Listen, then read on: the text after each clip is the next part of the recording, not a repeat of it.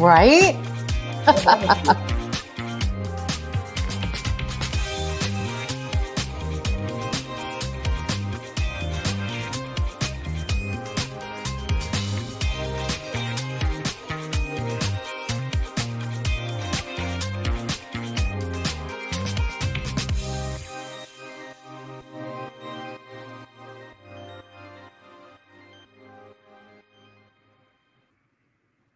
Well, happy darn CultureCast Day, everybody, and happy International Women's Day 2024. Welcome, welcome, welcome, my new friend, Sheila Keys. How the heck are you? Really good. Excellent. Really good today. Yay.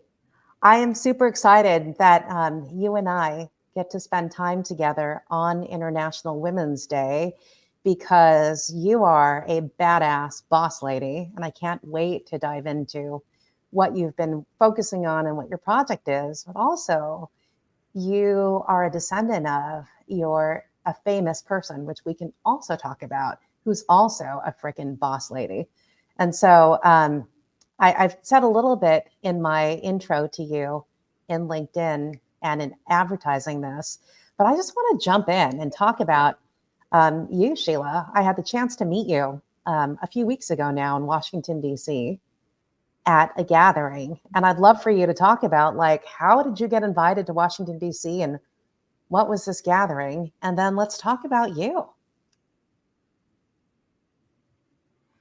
Okay. I am Sheila Keys, and how I was invited to the gathering, the Descendants gathering, was through a young man by the name of Joshua Jordanson. He contacted me back in 2018, Yeah. and he ran a project of his by me, uh, get of iconic figures, his historical iconic figures together. And I didn't know whether to even take him seriously, but he contacted me again, and he ran it by me again, and here we are in 2024, and it finally came to fruition. We actually met up in Washington D.C. Um,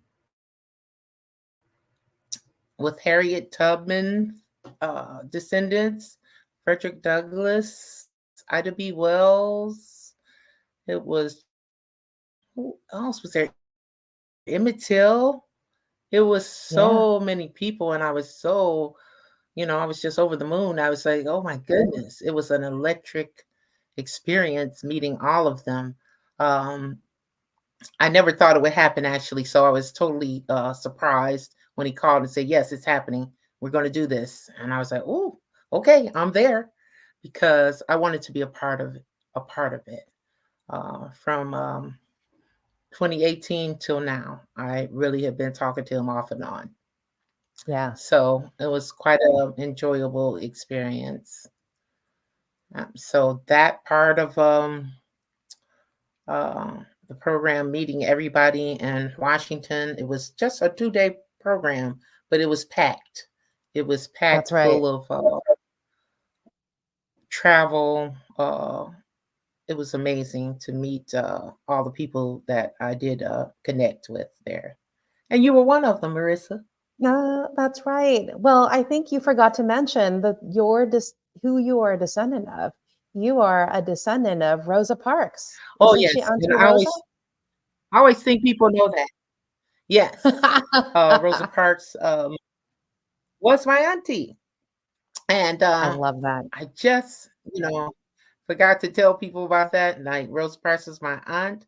My father was her brother. They were the only two siblings, and my aunt Rosa did not have any children, but my mother had 13, and so I am the seventh girl. There were 8 girls and 5 boys, so I am the seventh girl, and our auntie Rosa She was more than just an aunt to us. Mhm. Of course, there were so many of us. She helped our parents to raise us. There were so many of us. And she and Uncle Parks did not have any children. So she just became more of a mother figure to us. Our parents passed away in 77. Mhm. My dad passed away, and then my mom in 82. So she really became, the maternal figure for our family.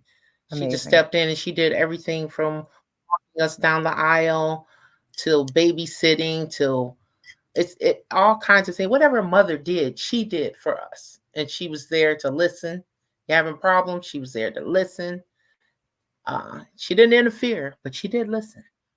So Yeah. uh, it was a really beautiful relationship that we had with her. And so upon her passing in 2005, my siblings and I got together and decided to write a book about the lessons that she did teach us. And that's how our Auntie Rosa came about, her life and lessons. So we did get together and do that. And uh, that's where a lot stemmed from. A lot of the my project that I spoke to you about, Yeah. it came from actually from celebrating her birthday every year in Montgomery, which I started doing. I make a pilgrimage there. That's her hometown, Montgomery, Yeah. Alabama. And so I would make a pilgrimage there with family and friends to celebrate her birthday. And that's how a project came about called the 2672 Project. That, Amazing. Wait, go I just ahead. want to ask about growing up. You were the seventh of 13 children. Amazing that Mhm. she became a mother figure to you. At what point did you realize, growing up in this great big family and with your Auntie Rosa, did you realize that she was this civil rights leader? Like, tell us about when you were growing up and at what point did you realize, wow, this is what my, not only is she a mother figure to you, but she is also a civil rights leader.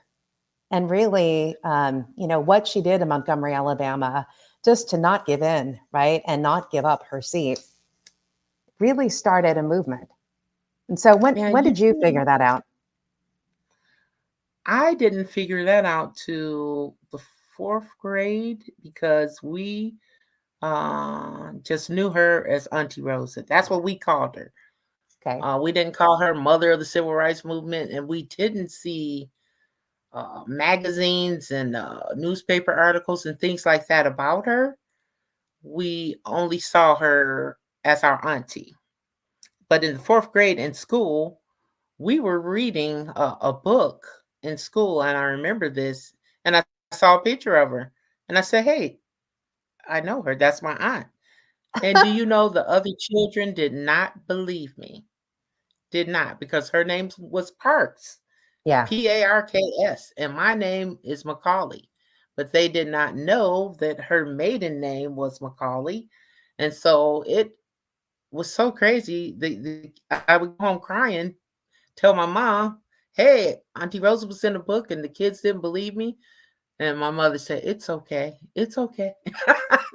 And that's Oh, all. We never went into, and she didn't either. Auntie Rosa never said, "Hey, I'm the lady from the bus." She never did that. She never, you know, uh, brought herself up on any type of pedestal or anything. She just didn't carry herself as like that. She was very quiet, calm, collected, and she walked really softly. What she did on that bus, when I later found out what she did, I was surprised it was her because she just didn't seem to be like like a militant type of person. Well, I'm going to do this, yeah. and have her little fist in the air, like, hey, hey, she didn't seem like that lady. So I said that couldn't have been her, but it was her. And then that's when I found out you can rebel softly. You can rebel different types of ways. Yeah, you don't have to do it, from coming from a way where tough or no type of violence. She was not a violent person at all. Yeah. So, oh, a cat. Oh, yeah, I that's just J saw a cat. Money. Yeah, they Yeah. love jumping So that, around. yeah, that was the thing about her. We just knew her as Auntie Rose, our auntie, and we didn't know she belonged to the world. She belonged to everybody. We didn't know that, and so it took us by surprise. Us being little kids in grade school, middle school, we were like, "What?" But when we found out, it was still, she never let it go to her head. She never Yeah, let that go to her head. She was sweet, a sweet lady. And she stayed that way. She stayed that way to the end. yeah, that's So we interesting couldn't believe it. as a child, because the way you describe her is just to be so cool, calm, quiet. But I think it's probably that quiet confidence and how she carried herself is to really start a Mhm. movement like that. And then also about Rosa Parks, the fact that she was also an advocate and champion for Black voting and Black voters' rights as well. And, how she took a stand on that.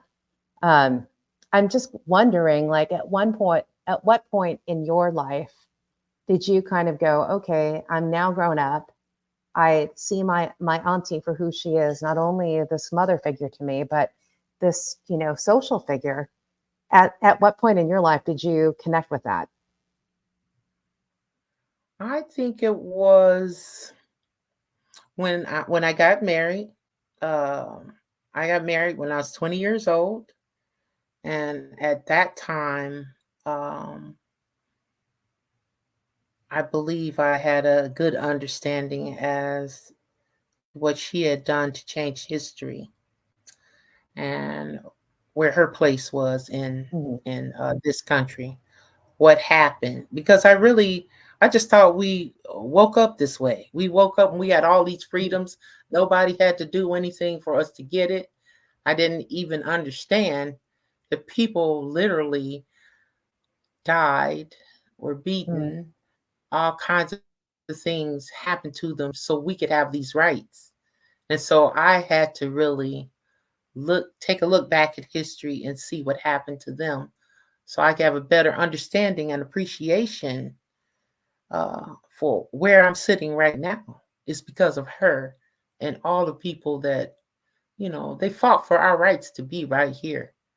If they hadn't done that, where I just don't know where we would be right now.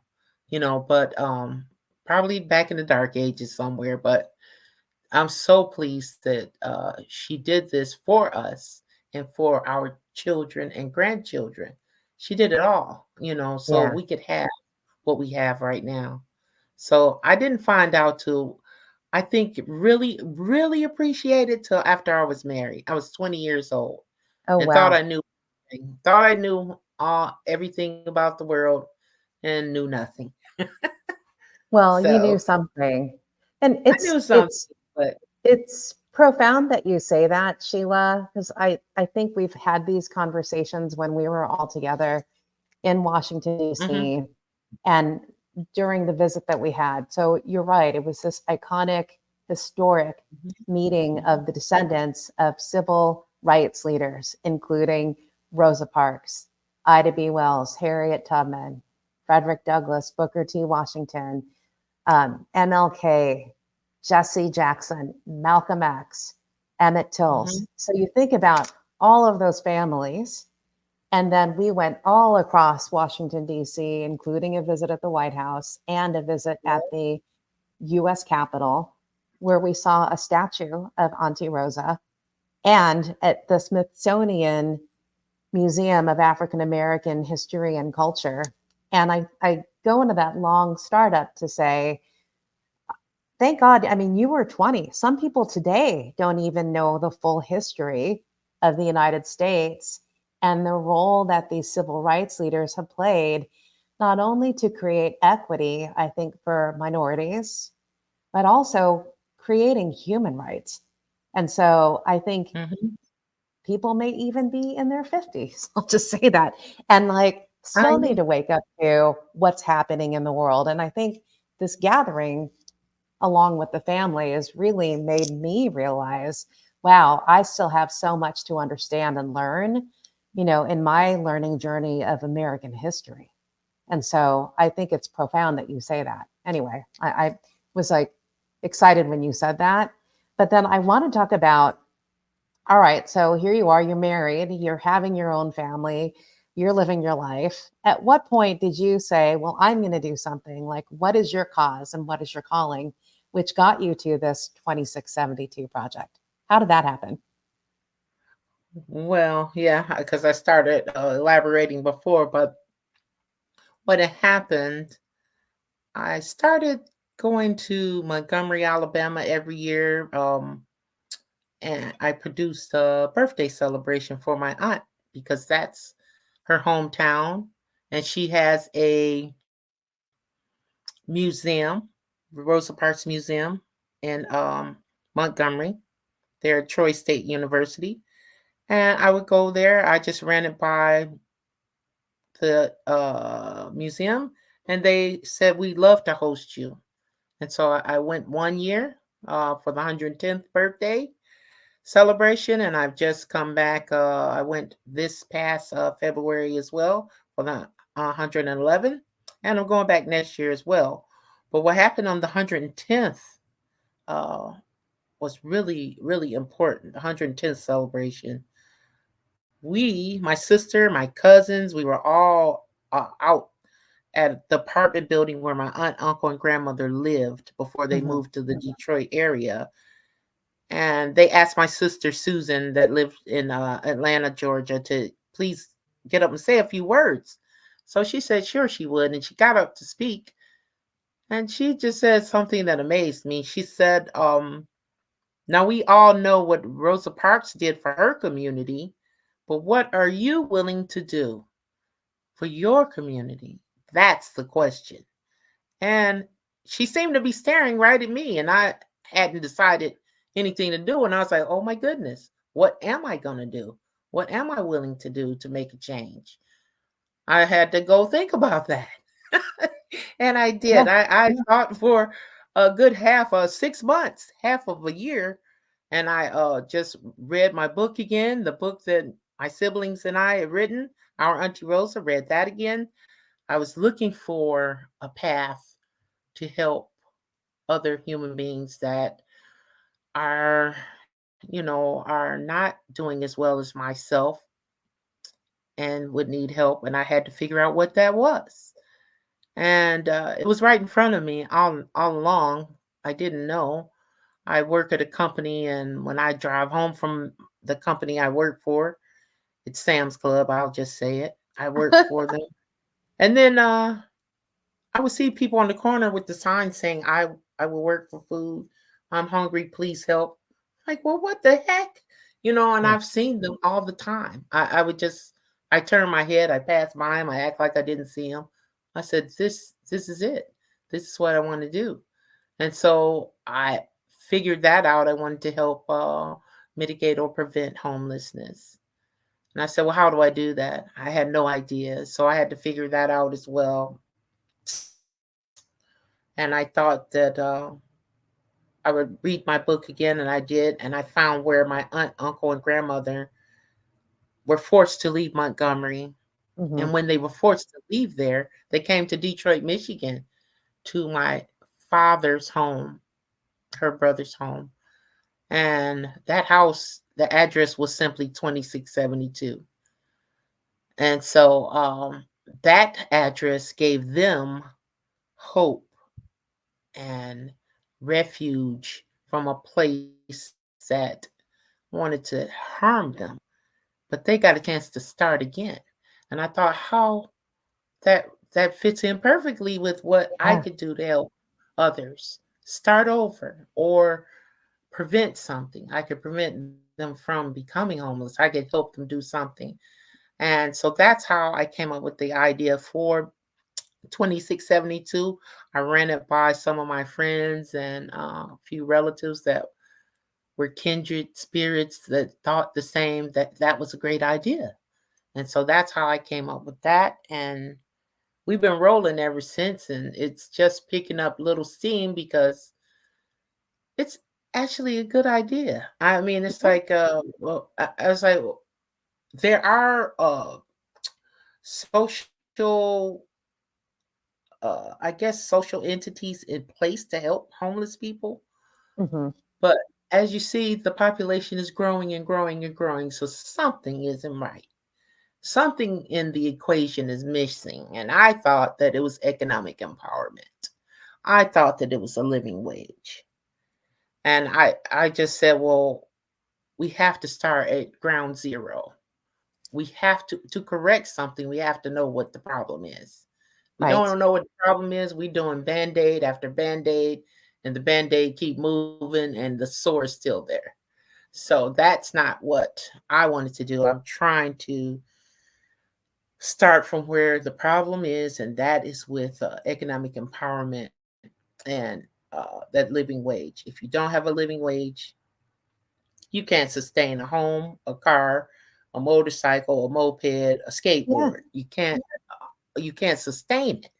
You can for a while, but then you're going to eventually lose that. And so that's why I found that our homeless population is growing. And I'm going to try this from a different angle to see what I can do. And this is how I came about, and I decided if I'm going to do something, I want to truly make a difference or make a dent. And then I am feeling my own mortality, so I know I have to do something now. I can't wait, another 5 years or another year. I had to get started, Right. right away. So Well, I'm gonna leave it all for my children and my grandchildren, but I'm gonna start it for yeah, them to finish. I love this. So, reacting to 2672, which was the address, 2672 Beacon Street.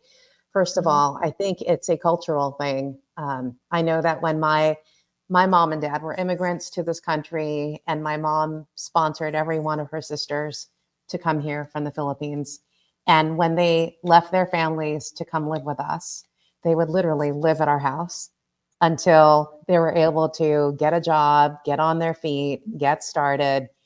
And, the same thing. Although they may have had a profession in the Philippines, many of my relatives would start off in these minimum wage retail and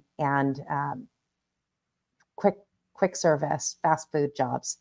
So I think it is a cultural thing that families actually come together to help Mhm. people. And I love this about how she took refuge moving to Detroit when she had to leave.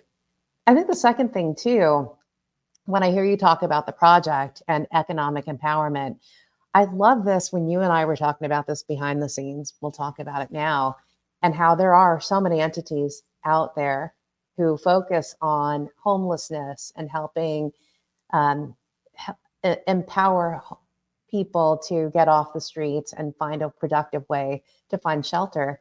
But I love the angle you mentioned, which was, we were at a dinner in Washington, D.C. together, and how you were talking about how the youth, right, 12 to 15-year-olds today, if they can't see themselves in the future, then how, if they don't see themselves in the future, then they're going to start acting foolish today. And Mhm. so I love the angle that you have, which is how do you get to ahead of the problem and inspire young people to make their path right to economic empowerment. And so I'd love for you to talk more about that, the focus that you're having with 2672, so that young people can get ahead of it so that they don't find themselves on the streets. So what I was looking at was empowering ourselves through education, Hmm. through developing vocational skills that AI can't do. And right now, there's a few things that AI can't do, and making sure that we're training our youth to do something along those lines, or if they any type of education they would like to a path that they would like to go down. I am advocating for education uh, in order to stop the cycle, because it is a cycle uh, that's our youth in the inner cities. They don't see themselves maybe 5 years, even 1 year in the future, 1 year, two Yeah. year. I saw myself 20 years down the line. I saw myself getting married. I saw myself having kids. I saw myself with a 401k and retiring. I saw all that. But if you ask a young person today, what do you see yourself doing? The answer you give may shock you. And you'd be like, what? And so Yeah. it may just shock you, because they have to have hope. They have to have pride. If they don't have those things, they're gonna act out vicariously. They're gonna do some rough stuff, and they're gonna end Yeah. up in places that they shouldn't be. So in order to disrupt that cycle that we seem to be going in, we have to give them something more than just letting it play out and see what happens to them. Let's try to do something preventative. Let's try to steer them in a different direction, um, where we can get them motivated and get them to see, yeah, this is your world, and this is your world. We're leaving you. We're going to leave it to you in a few That's right. years. So we have to let them see that, yeah, you're going to be here, and this is what you're going to need to do: A, B, C, D, E, and F, because you're not going to be able to get away with the things that some of us have been getting away with. It just isn't going to work. It just isn't going to work. So that's why I thought to myself, why are our young people acting out in such ways? Hmm. We've dropped that little baton, and or just let it go, and we let them run. They're running wild. So in order to reel them back in, I think we just have to give them some information. We have to teach. We Yeah. have to show them that there is a way, and you are going to be in the future. The future is yours. It's all yours, because people like Auntie Rosa, like my aunt, she did something to ensure that you would have it. And now we're just going to let it go. I couldn't do that, because then I think she would have been a little angry at me for not giving giving them something that she gave me. So I have to pass it, Yeah. and keep passing it along. So that was the thing about wondering what was going on, because I did speak to a police commissioner in Washington D.C. Or I think she was a police commissioner, Yeah. or not. Yeah. Yeah, She's a chief of the police, chief. I She was think. a chief, Yeah. not the commissioner. She was a chief, and I still talk to her on LinkedIn, but she was telling me about it's just at epidemic proportions, and I was also speaking to her about what I thought the problem was, and I said that to her as well. I said it's plain they don't see themselves in the future, ma'am. I said that's what the problem Yeah. is. I said that's in Detroit, that's in Washington, that's in uh, Florida. It's in any big city, any major city you travel to. It's the same problem that we're pretending like it's not there. So it is there, and it's every major city that you would visit is the same issue. So I thought that it would be uh, better to try to get at the root of a problem, Yeah. instead of just saying, it'll work itself out, but it will not if we don't do something. That's right. So for 2670 Project, is your organization pulling together the education for young people? Are they organizing resources to make sure that they have access to vocational and skill training? So, what is the project right now? Like, what activities are you forming to in support of So that? So what we're doing, we're basically, I would say, I said we were embryo back in February. I think Yeah. the baby has been born, and right now we're figuring out a life plan for her. So right now I'm just looking for partners and looking for Okay. resources, and I'm just hammering out uh, how we're going to vet individuals that will be participants in the program. So we're just in her infancy. We're just Got starting it. with her because I know when I was in Alabama, I did say she was just an embryo, and I couldn't wait for her to be born. Now she's here, and I'm all crazy. I was like, "Oh, look at the Yeah. baby!" But I am getting a chance to connect to partners, potential Okay. partners. I'm doing that every day, and getting meetings together with my board, and we're hammering out what steps we're going to take next because 2672 is about to take flight.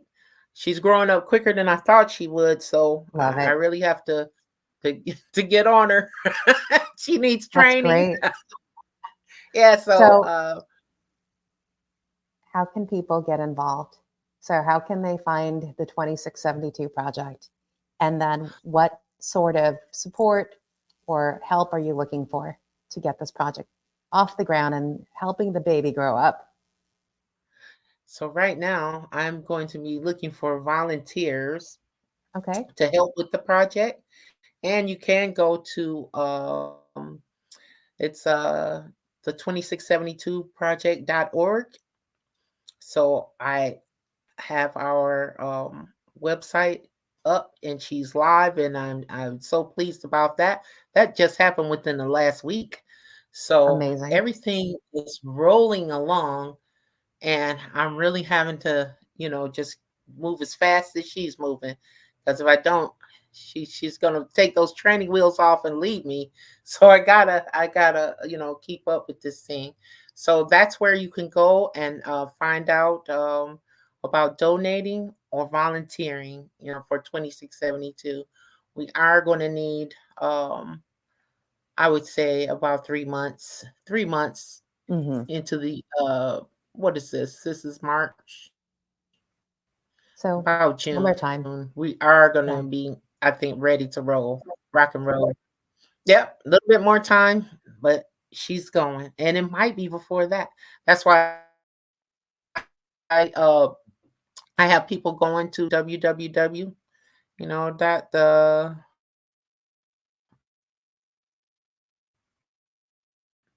2672. You can make plans. Hey, I'll let you know when we're going to be ready. You will be, on the list of volunteers because we are going to need people to go out into the field. It's a big project. It's an uphill Yeah. battle.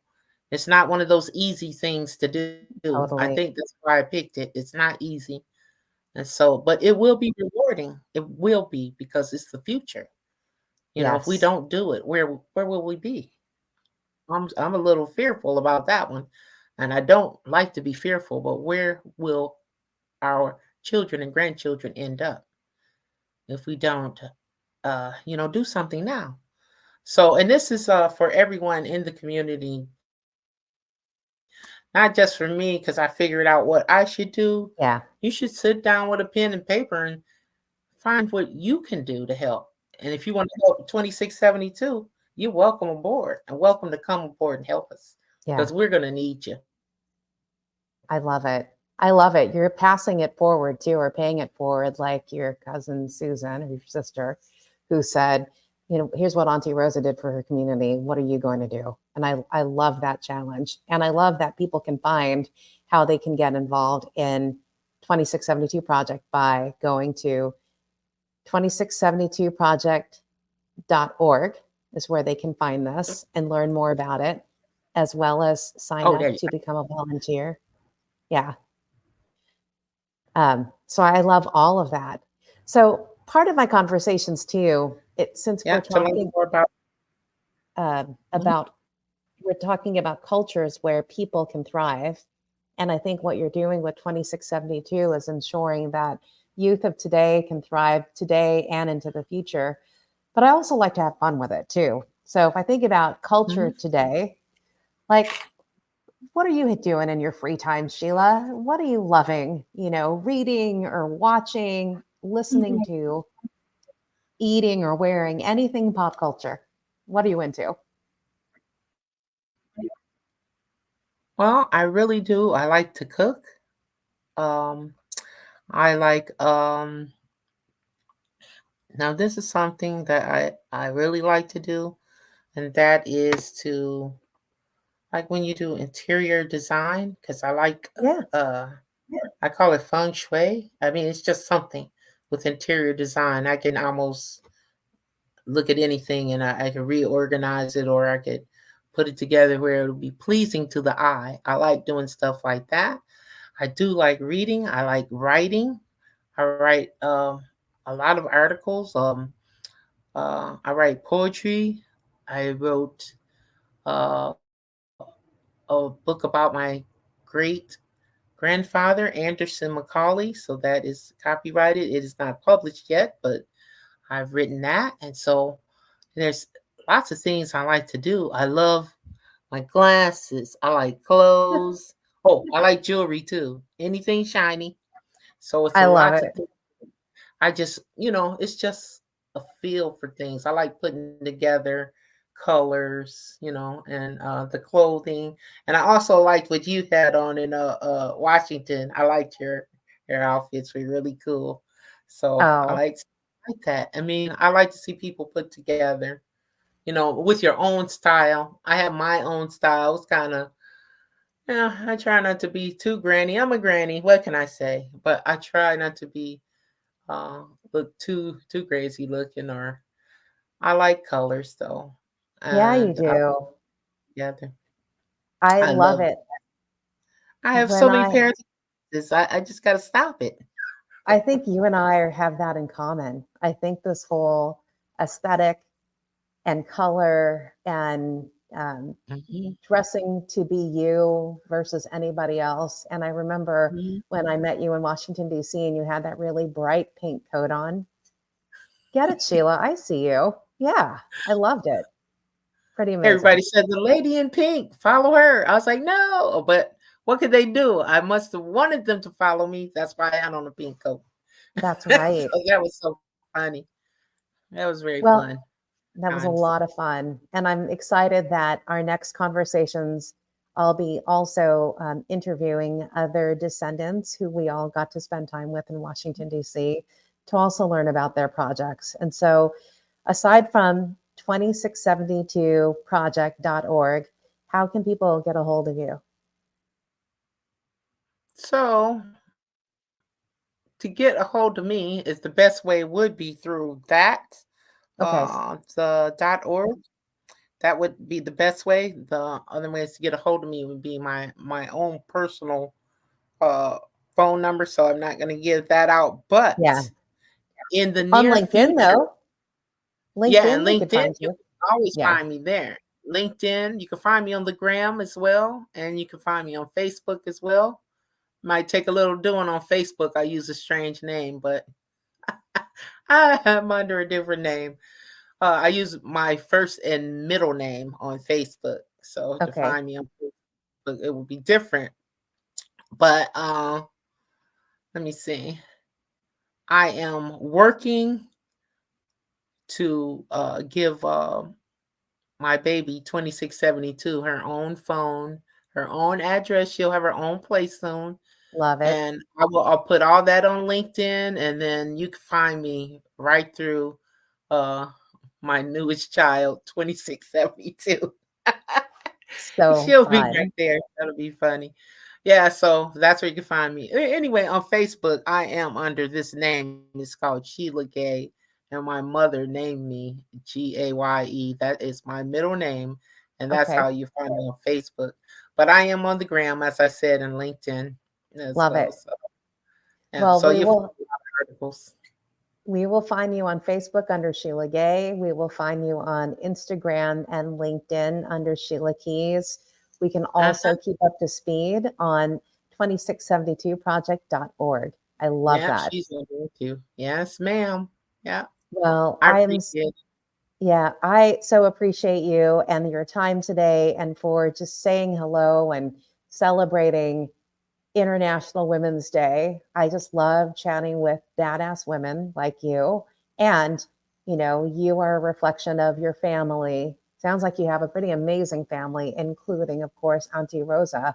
But all of you are just championing um, change in the community, right? And I love that. And so, with that, we're going to just sign off.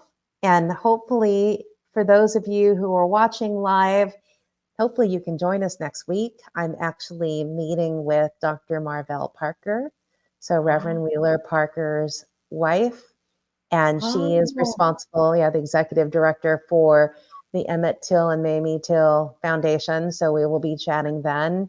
Another one of your new friends, Sheila. So can't wait. And thank you, everyone. Enjoy your weekend. And Sheila, have a great time this weekend. And we'll see everybody the next time. thank you. Let me play the outro music.